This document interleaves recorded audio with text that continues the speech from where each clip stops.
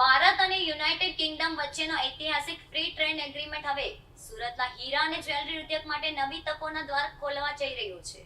યુકેમાં jewellery પરની 4% custom duty ફટતા સુરતના નિકાસકારોને શું ફાયદો થશે અને ઉદ્યોગોને કેવી ગતિ મળશે?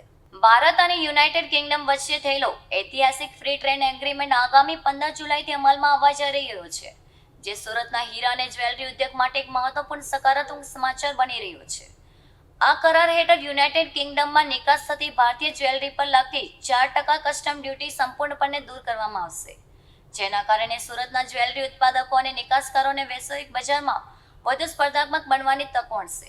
હીરા નગરી તરીકે ઓળખાતા સુરત માટે આ કરાર નવા વેપારી અવસરોના દ્વાર ખોલશે તેવી આશા વ્યક્ત કરવામાં આવી રહી છે.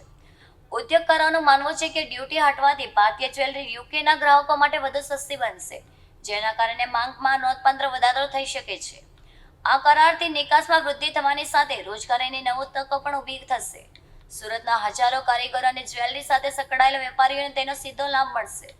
ઉદ્યોગ સંગઠનોએ આ નિર્ણયને લઈને ઐતિહાસિક ગણાવી કેન્દ્ર સરકારનું સ્વાગત કર્યું છે. નિષ્ણાતોના મતે આ કરાર ભારત અને યુકે વચ્ચેના વેપારી સંબંધોને વધુ મજબૂત બનાવશે, સાથે જ સુરતની જ્વેલરીના આંતરરાષ્ટ્રીય બજારમાં નવી ઓળખ અને વધુ પહોંચ મળશે. વૈશ્વિક વેપારના બદલાતા માહોલમાં આ કરાર સુરતના ઉદ્યોગ માટે વિકાસની નવી તકો લઈને આવ્યો છે. અમેરિકા દ્વારા વિશ્વના તમામ દેશો ઉપર જે પ્રમાણે ટેરિફનો કોરડો વીંઝ્યો, એના કારણે દરેક કન્ટ્રીના એક્સપોર્ટની અંદર ખૂબ મોટો ઘટાડો જોવા મળ્યો.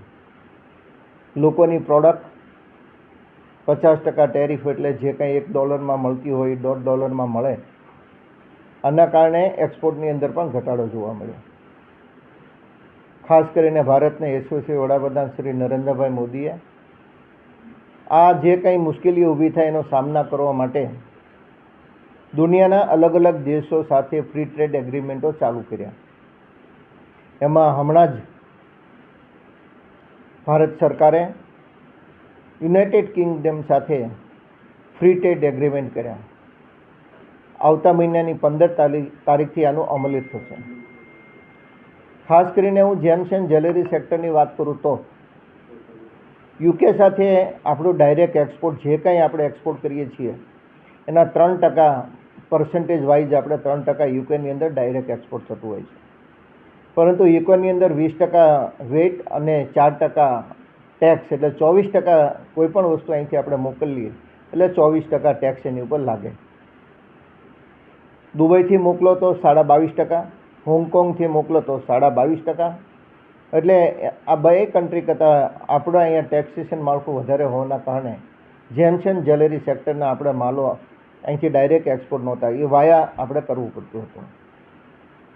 યુનાઇટેડ કિંગડમનું વાર્ષિક જેમ્સ એન્ડ જ્વેલરી સેક્ટરનું જે માર્કેટ છે એ $5.76 બિલિયન છે, એટલે 48,000 કરોડ કરતાં વધારાનું માર્કેટ એ યુકેની અંદર છે. આપણે 2024ની વાત કરીએ તો યુકેની અંદર ડાયરેક્ટ આપણું એક્સપોર્ટ હતું $777.89 મિલિયન અને 24-25ની અંદર આપણું હતું 709.69 મિલિયનનું આપણું એક્સપોર્ટ હતું.